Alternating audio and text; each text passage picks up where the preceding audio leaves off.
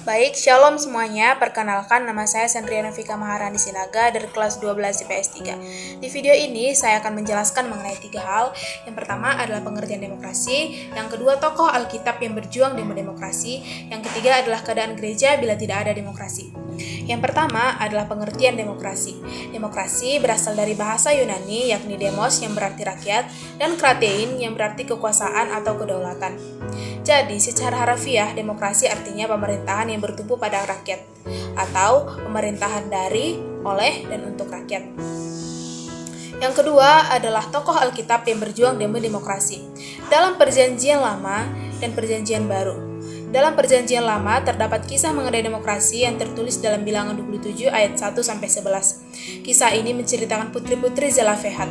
Putri-putri Zelafehat adalah anak dari seorang ayah yang bernama Zelafehat, yang berasal dari suku Manasye atau bangsa Yusuf.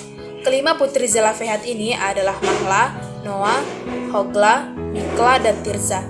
Mereka berlima dan orang Israel yang lainnya datang pada Musa untuk memperjuangkan hak-hak mereka sebagai perempuan. Ayah mereka telah meninggal dunia dan tidak meninggalkan seorang anak lelaki pun, sehingga mereka tidak memiliki saudara laki-laki. Sehingga mereka terancam terhapus dari kaum kerabatnya, serta hak milik pusaka ayahnya serta harta warisan lainnya akan beralih pada orang lain, sebab pada masa itu di antara orang Israel yang tidak mempunyai anak laki-laki, maka harta miliknya atau warisan lainnya akan diberikan pada orang lain atau kerabat terdekatnya. Jadi putri-putri Zelafehat ini selalu menuntut keadilan pada Musa dan para pemimpin Israel. Mereka meminta agar milik pusaka ayah mereka diberikan kepada mereka. Musa menyampaikan perkara ini pada Tuhan, dan Tuhan mengabulkan permintaan mereka. Tuhan kemudian memberikan hukum jika seorang ayah meninggal dan tidak mempunyai anak laki-laki, tapi punya anak perempuan, maka milik pusakanya diberikan pada anak perempuannya, kecuali orang tersebut tidak memiliki satu anak pun, baik laki-laki ataupun perempuan. Maka warisannya akan diberikan pada kerabat terdekatnya. Peraturan yang diberikan Tuhan bagi Musa ini kemudian menjadi ketetapan bagi orang-orang Israel, turun-temurun, dan jelas memberi rasa keadilan bagi seluruh kaum perempuan. Demokrasi bukan hanya hak milik laki-laki, tapi hak milik perempuan juga. Jelas, putri-putri Zelafehat ini sangat memperjuangkan demokrasi, bukan hanya bagi mereka, tetapi bagi seluruh kaum perempuan hingga kini. Di dalam Perjanjian Baru, kisah mengenai demokrasi terdapat dalam Lukas 15 ayat 11-32 mengenai anak yang hilang.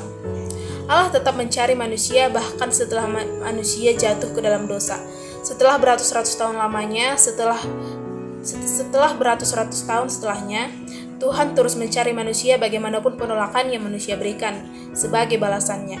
Kerinduan Allah yang selalu ingin dekat dengan manusia juga sama halnya pemerintah atau negara yang menerapkan demokrasi agar negara sendiri dekat dengan rakyatnya.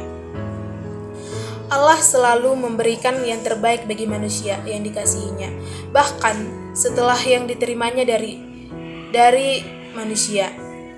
Dalam kitab Lukas terdapat sebuah kisah yang menggambarkan ayah yang selalu menantikan anak bungsunya untuk kembali ke rumah. Si anak itu datang kepada ayahnya mencari dia hanya untuk meminta hak yang harusnya diberikan kepadanya. Karena ayah penuh dengan kasih, maka diberikan ayahnya lah semua yang diminta anaknya yang harus menjadi hak anaknya. Allah selalu memberikan yang terbaik bagi manusia, sama seperti ayah dari anak tadi. Namun setelahnya anak itu pergi keluar dari rumah ayahnya untuk mendapatkan hak yang diterimanya.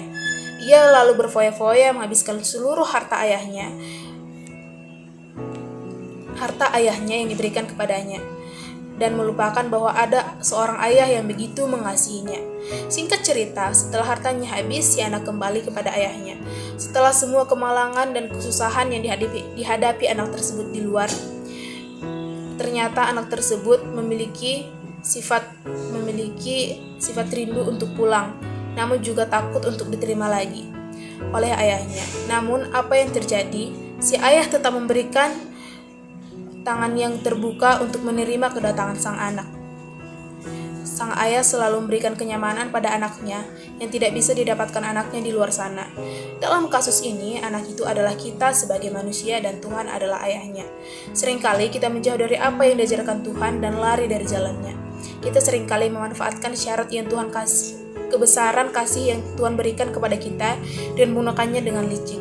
Dan setelah itu kita terpuruk, kita tetap kembali kepadanya. Demokrasi adalah hal yang diberikan Tuhan pada manusia setelah banyaknya keinginan dan tuntutan manusia pada Tuhan. Bagian ketiga adalah apa yang terjadi bila tidak ada demokrasi di dalam gereja. Jika di dalam gereja tidak ada demokrasi, maka yang terjadi adalah yang pertama, kekuasaan pemimpin gereja menjadi kekuasaan yang absolut dan tidak ada lagi yang bisa mengganggu-gugat keputusan yang diambil oleh semua pemimpin gereja. Yang kedua, adanya ketidakadilan. Hal ini sangat besar kemungkinannya terjadi bila tidak ada demokrasi di dalam gereja, karena masyarakat atau jemaat tidak boleh memberi aspirasi atau pendapat mereka ataupun tidak memiliki hak demokrasi. Dan bisa saja keputusan yang diambil pemimpin gereja adalah keputusan yang berat sebelah, yang memihak pada pemimpin dan merugikan jemaat gereja.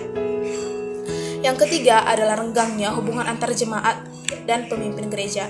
Ini terjadi karena para jemaat gereja tidak memiliki hak untuk berdemokrasi. Tentu akan kurang menyukai para pemimpin gereja yang memiliki kekuasaan penuh, akan berdampak pada hubungan kedua pihak yang akan terjadi kerenggangan hubungan dalam gereja.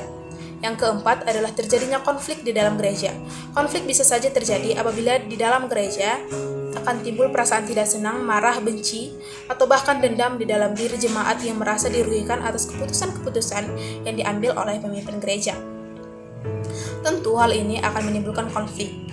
Tidak ada lagi rasa saling menghargai, tidak ada lagi rasa keadilan, sehingga tidak akan ada demokrasi dalam gereja.